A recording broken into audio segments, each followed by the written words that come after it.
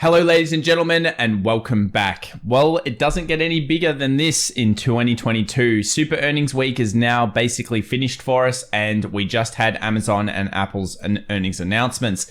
Were they any good? Frankly, no, they were pretty damn bad. And considering that 35% of all of the increase in the stock market happened from only a few companies in 2021, this could mark the end and a new shift towards the lower side for markets. There will be some tough times in the next 24 hours for these markets, especially if they come up and test certain levels. And we've got to talk about all of those right now. So join us as we go through the markets around the world, including stocks, commodities, and cryptos. See you soon.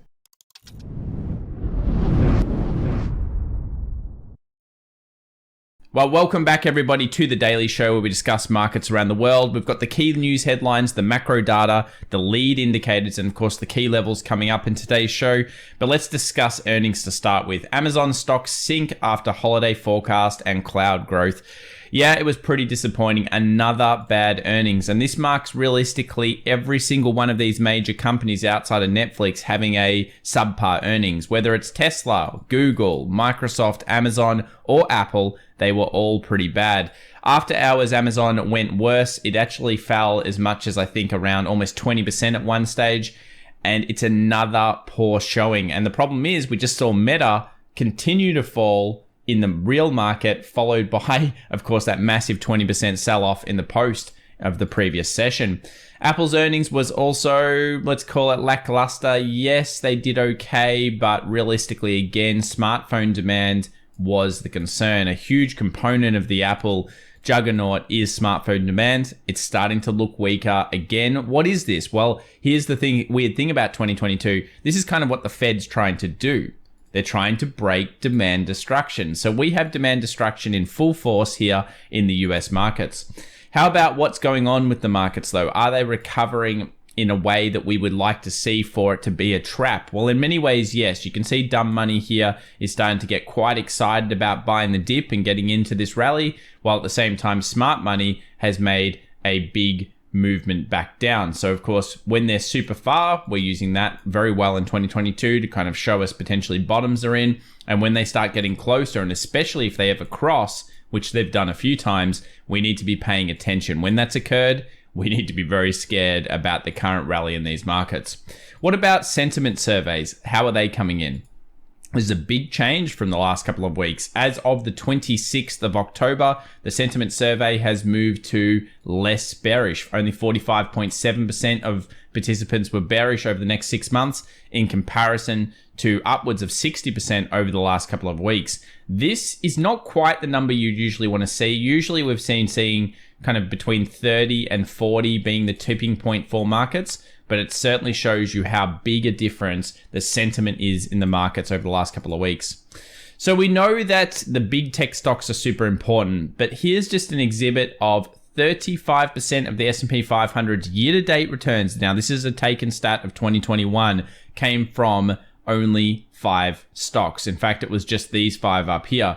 Now, we've already had disappointment number 1, disappointment number 2, relative disappointment, and not so great. So Nvidia is one of the only ones technically not disappointing just yet. Facebook, of course, was a disaster, and Amazon is moving down. So of the big mega caps, it's surprising that we're even holding considering some of these sell-offs. And that's because this is a broad-based increase, but it's happening in a lot of stocks that people don't own. The smaller caps and some of the sectors that other people aren't so interested in a lot of the time.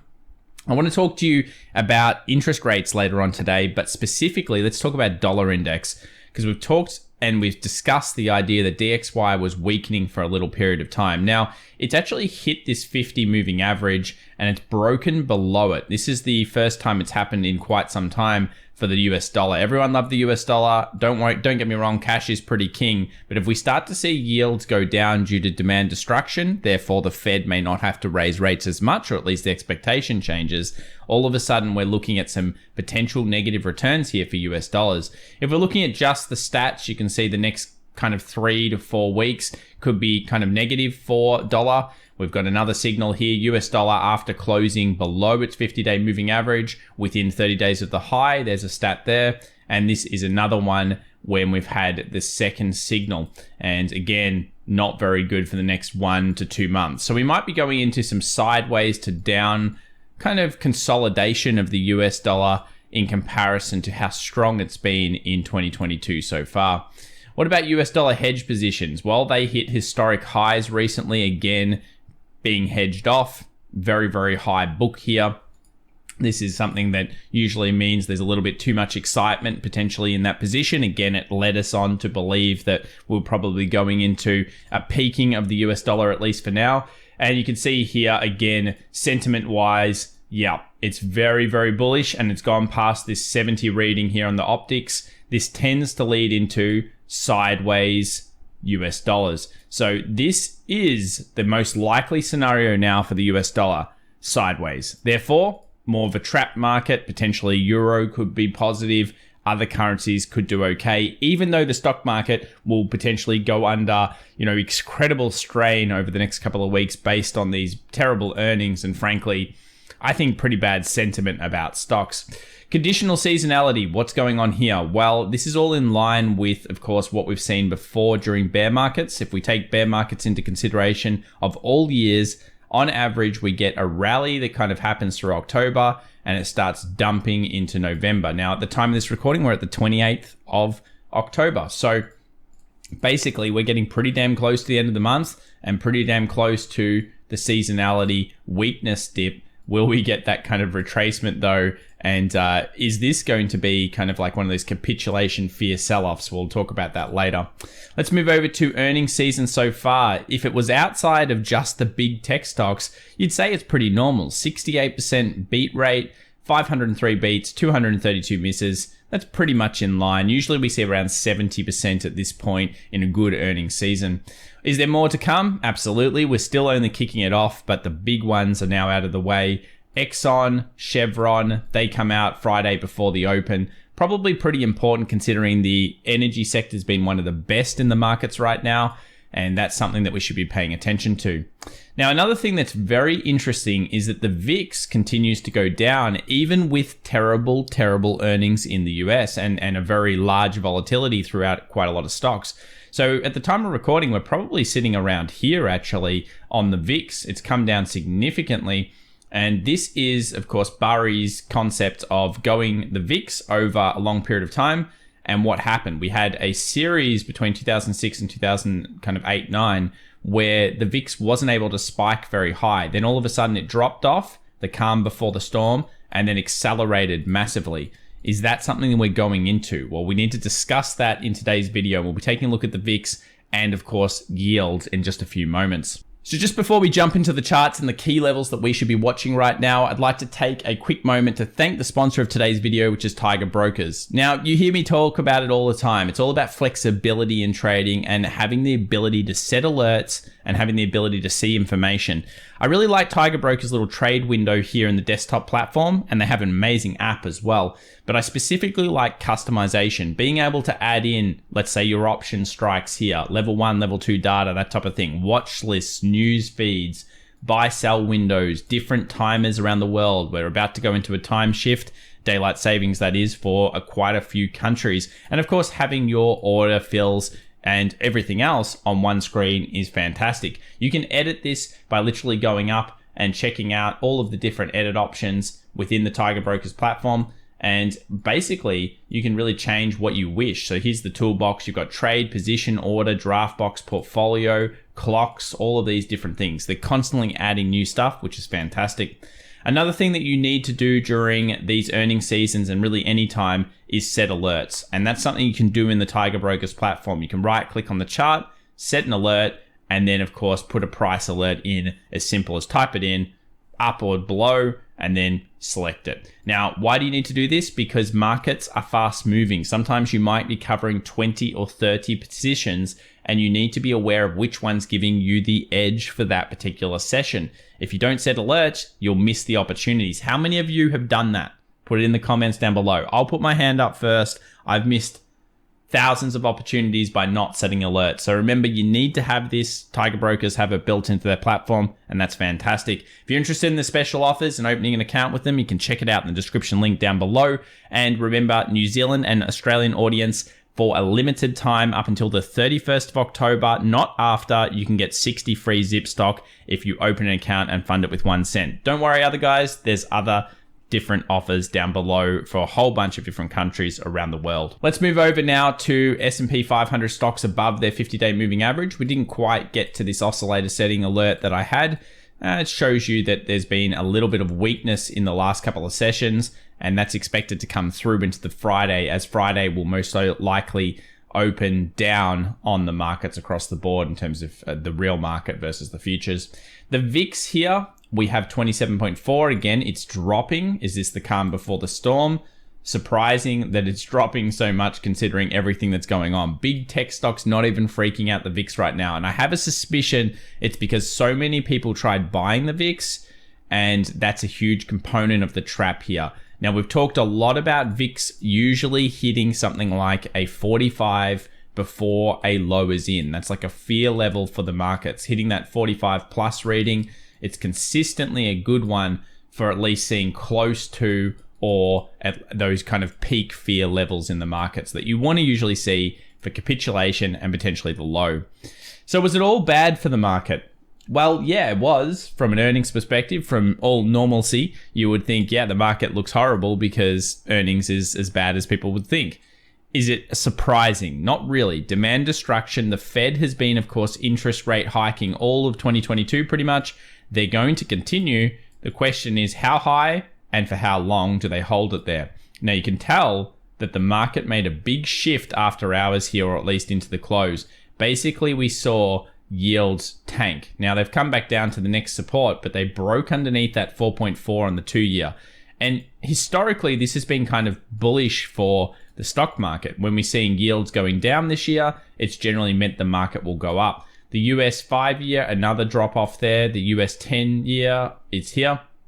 You can see, again, coming into this kind of 3.8 area, but that's still almost 0.4% lower than where it was. When we look at the forward yield curves, things got even better realistically. We're only at 4.7% from 5. But what this is really telling us is the economy's sick. The economy is not as robust as it once was. And we all know this. I mean, it's terrible, like what's going on here. We're trying to destroy the economy, then somehow kill inflation, then somehow turn it back on and say, oh, it's all right, we're back again. It's going to be a very difficult dance. You've got to think there's probably more pain to come from the perspective of companies. The question is, how are they valued? Are they starting to become fairer value? We'll look at that in a subsequent video, so make sure you subscribe and check out the channel. So yields are down, theoretically a decent thing. Bonds also like that. Of course, yields down, bonds tend to go up. So this was another one that high yield bonds, that's the kind of thing you want to see. Also, we want to check out corporate bonds. And if you notice, corporate bonds were also up on the session, though not as much. Now, if corporate bonds were going up nice and strongly, that usually means that people believe in the corporate risk. It's not so much like that. So high yields and corporates, they were up, but they weren't necessarily up huge like you would expect in a lowering rate environment. What about the DXY? Well, it broke through the first level of previous turn. So it hit this kind of box that we had as a massive potential demand zone over here. We've hit that. We've moved up in the last 24 hours, which we did definitely expect. And then we made it past this area. Now, we had an initial reaction off this area, but we made a higher high first over from here, and then we came off. Now we seem to be going bullish, and I think that the next move for the DXY could be into this 111 area. Now, if it hits into this, do we have a sell-off reaction from that? That's going to be something that people will want to look at, especially traders, over the next 24 hours. But DXY finding some strength here and looking okay on the charts. The Euro's already hit one of the key zones, so it's sold off. There was a really nice short in here. If anyone got it, congratulations. And the market has moved down to this previous demand. Now, if the DXY does continue to strengthen, where is the Euro going? You would think it moves back into the 98.50 demand. And those are really the two main levels that I think people should be looking at for potential longs, should they want to take the Euro long against the DXY. Now, is there anything really to like about this right now? Pretty aggressive. It's in the right area. You've just got to now see the turnaround signals in this zone. So if you see something like that occurring in here, it's the right type of turnaround signal for this area. And then of course we've got the lower one down below. Gold also has been doing okay in the last 24 hours. It didn't really weaken as much as some of the other things, and I think that's a mixture of yield. Remember, gold hates high yield and it kind of likes lowering yield. So if we believe that interest rates are actually going to go down, that could be a good thing for gold over the medium term. So it's something that, of course, a lot of people will be looking at. Gold loves some lowering of interest rates. So it's holding better than the other things against the DXY. If we take a look at the daily, we still have a lot of indecision up here. We've got the long leg doji from the previous session, the high, the low, the open, the close. We've got wicks coming off these previous levels. And we know where things really turn, which is that 1685 plus. That will really break us out for gold. But I'd expect some people to start moving into this if we see continuous declines in yield. Gold usually does love that. And that'll be an interesting one. US oil, it's so close to our target. We had the target of actually it pretty much hit it. We had the target of 90 just in case we could hit this box up here. And you can see it hit the first one and it sold off that supply. Now for oil traders, what you're looking for, if you want to go short again, you want oil to now break underneath 87, pull back, and then you look for the shorts. That would be the technical signal from here. At this stage, it's still higher peaks and higher troughs. So there's no reason to say just yet that oil is going down, but this is the right area where we've seen previous sell-off. I'd love to see something like this trade in the future. I think that's a very nice one should it occur. And it's around the right area for it to start finding weakness. Let's have a look under the hood, go to the 5-minute chart. Yeah, I mean, it does at the moment show some weakness signs for pullbacks to be shorted down to potentially the 87, 87.50. So another one that some people may want to look at. But nice work if you ended up getting the oil trade. The signal was once it broke through here, the rally to here was very, very likely. Let's move through to XLY, XLP. Again, just not showing us what you'd want through that recovery. And maybe this was a warning sign that we should have been careful on, especially the NASDAQ, because consumer discretionary was certainly not beating staples as a ratio. Remember, this is a ratio component. So it was just still sitting in here. We're not seeing dire warnings, but that could happen very quickly. A new low on XLY versus XLP is a very sick kind of thing. Remember, it shows the American consumer, and right now, effectively, the American consumer looks pretty sick in comparison to where it was. We're back, remember, at exactly where we were 2020. And in fact, you could say the American consumer is probably sicker than that period. But that's where we're at this stage. Let's take a look now at the big tech stocks. Apple announcement came out after hours, actually went up about 0.6, 0.7%. It wasn't shocking. It's doing its business. Now, if Apple had announced like Amazon, wow, we would have been in all sorts of trouble. So I don't think there's too much edge to get from this chart right now. Let's continue to move forward. Let's have a look at Meta. Now, Meta is an absolute unmitigated disaster. It's the metaverse. It's like an NFT right now in terms of illiquidity. No one wants this stock just yet. 97.94. It broke 100 like butter. Ended up down 25%. That's no joke. This is a massive company, and these are getting destroyed. I mean, we've seen, what is this from the peak now? Let's have a quick look here. So from up here to here, that's a 75% drawdown. That's crazy. That is actually quite crazy. So where could Meta go to? Well, if the market continues to weaken, I'm still looking at this level down here, which is sitting around that 89, 85. I kind of like to see Meta swing that and then potentially find some initial little buyers. Whether that's the turning point for Meta, I don't know. You're catching the falling knife at this stage. If we look at the 2 hour, there was nothing much to like other than it found buyers, it sold off, and then it kind of closed at the same zone. There's not much structure just there yet. Didn't quite get the fill of the gap for Tesla before it fell off. It ended up 0.2%. Again, if the tech stocks start to fail, you would expect Tesla to potentially move down. Again, 180 could be a good synergy. Funnily enough, that would probably hit at a fairly similar rate to a few other stocks that may go down to demand levels if we start to fall off. Amazon, really bad. I just quickly put the 98, which was at the time of this recording, where I saw the market down to. It was about 11% down. It did get worse. It then rallied. This is a new low. Again, another big stock making a new low. not really ideal. And if you load this up and you think about Google as well, Google is also on a new low. From a technical standpoint, all of these stocks could continue to get belted throughout the next couple of weeks. Here's Google closing on its lows again and coming down to that magical area we discussed a long time ago. I'd love to see Google back in here. Now, some people probably think, oh, I'd like to see it at 70, Tom. Yeah, I think this structure is pretty cool. We fill a gap in here. We maybe clean just below the level as well. Fill that next gap that's there. Oh, that would be pretty sweet. So I'm going to actually set a little alert in here just in case that happens and I miss it. There we go. And now we know. That's why you set alerts, guys. You always want to set alerts and check those out. What about the DAX? Well, the DAX was the first signal in terms of finding this resistance. We know the Sp500 hit the big key first level of squeeze. Now we've got the DAX hovering around, and you'll notice at the time of this recording, it was a long leg doji. So it's indecision at the peak. What happens if we close below? Potentially it's a decision made and the market could work down. This effectively means the market's found an equilibrium for now, and it's waiting for the next movement, the next kind of big push, whether that's demand or supply.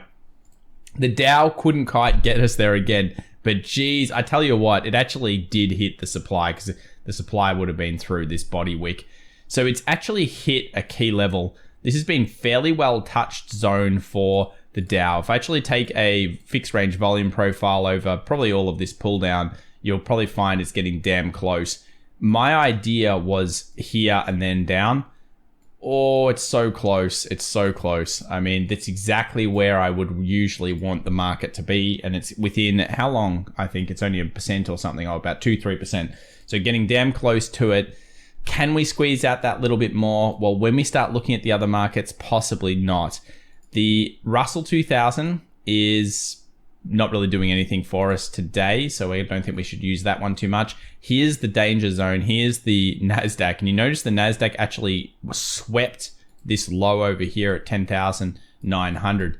Amazon crushed it. It got wrecked. Meta, Amazon, Google, all selling off, just destroyed the NASDAQ and pushed it right back down.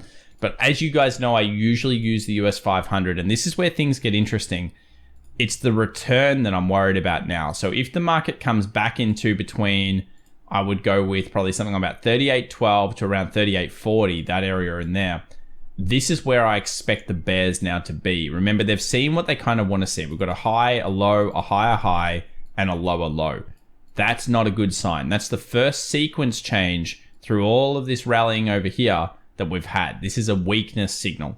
And when we get weakness signals, usually there's bears sitting just above. So if we do rally through the session and get back up here, I could see bears sitting in this area, pushing it back down to 37.20. And if we end up getting past 37.20, think about that on a 3-hour, 4-hour chart. That's a very significant turnaround, because that's one of the last swing levels. Then we move down to what you would think is that 36.50. So I'm not all doom and gloom, even though I don't like what we're seeing. It's the kind of signals that you usually have that tell you that potentially something bad's on the horizon. Remember, the general broader market is recovering. Yields are going down, but the big kahunas are all reporting badly. It's a sickness in some of the biggest stocks. That's not really what you want to have in the S&P 500. So for now, it seems like rallies met by sell demand based on the events of the last 24 hours. And yeah, that's consistent with kind of this topping, the first level. And I would kind of guess something like this is possible. You know, that's possible down into here. If it does get into here, I think rallies met by sell demand. So depending on how low this gets, this is definitely doable from here to here. And of course, we'll update you in terms of what we're believing from the technical potential here over the next couple of days. It's going to be a very, very big couple of days. Here are the big key levels. This is, of course, what everyone's believing. You know, we've got the potential here for the squeezes. I just don't know if it can happen. I mean, these earnings results are not good enough to push the squeeze narrative, at least you would think. So what about in crypto world? What's going on in crypto world? Well, Bitcoin did fall, and it's coming down to its secondary kind of demand zone. It found some initial demand here, rallied, then sold straight back off. This level must hold for crypto. It's 20,000 to 20,000, kind of 150. This is where you've seen previous issues You've broken to the upside. If crypto fails here, pullbacks are met by sell demand, similar to the rest of the market.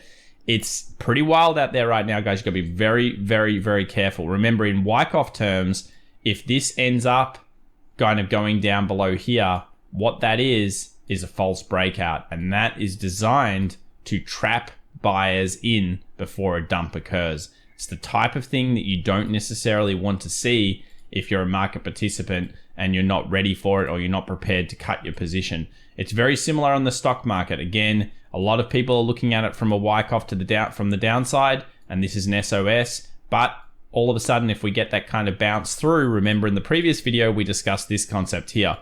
This is what happened last time. We rallied, we sat for a little bit, and we just absolutely got destroyed. We rallied, we're sitting at the moment, and then potentially could we be getting destroyed down to the promised land of what a lot of people believe is currently fair value, which is sitting around that 3250, 3260 zone. Well, at this stage, it's really just on the small time frames. You've got to be nimble and fast, very, very persistent at that. And of course, predicting too much into the future right now is very, very difficult. We still have the Bank of Japan Outlook Report, Monetary Policy and Press Conference coming in on Friday. And then we have here the Core PCE Price Index, 8:30 a.m. New York time. So that's going to be a big one. Core PCE Price Index Friday, another bit of news that could move these markets. Do also remember, guys, going into this weekend, there'll be a daylight savings time shift for a whole bunch of places around the world, and that may change some of the opening hours. As a trader, even as an investor, you need to be aware of those around the world, especially if you trade these futures markets. Thanks so much. And remember, if you're interested in finding out more about Tiger Brokers and the special offers they have, especially to the Australian and New Zealand viewers out there, for a limited time up until the 31st of October, not after, up until, you can get 60 free zip stocks when you open an account and fund it with as little as 1 cent. So if you're interested, don't delay, check them out, and we'll see you in the next video. Bye for now.